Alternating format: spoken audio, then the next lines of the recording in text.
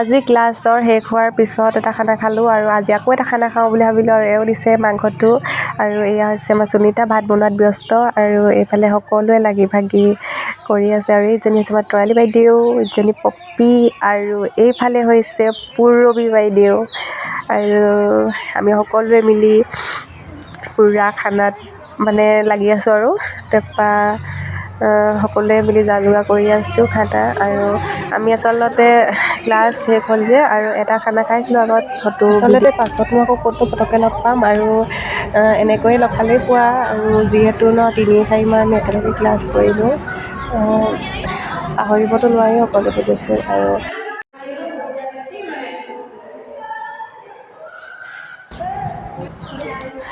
আৰু এইফালে বনি আছে মাংস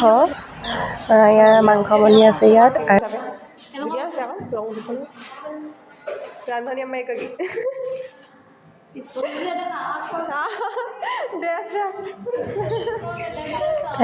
তাই ড্ৰেছটো চাওকচোন ভাত ৰন্ধা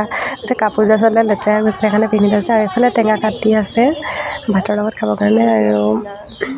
সেইফালে ভাত কুকাৰত বনাই হৈ গ'ল কুকাৰত ভাত বনোৱা হৈছে 2-3টামান এনেকৈ পাতি দিয়া হৈছে আৰু আৰু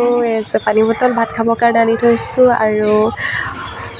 লাষ্টত এয়া ফাইনেলি ভাত হৈ গ'ল আৰু আমিও খাই লওঁ বোলো দেৰিও হৈছে আচলতে 2-3টামান বাজিব হ'ল 10টা বজাতে অহা সকলোৱে ভাত খাই লওঁ বুলি ভাবিলোঁ আৰু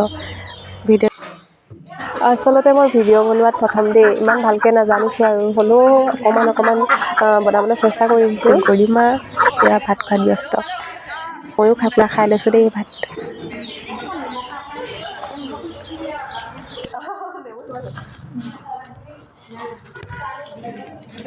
তেওঁলোকে বহুত মিছ কৰিম আচলতে এইজনী টিকলি আমাৰ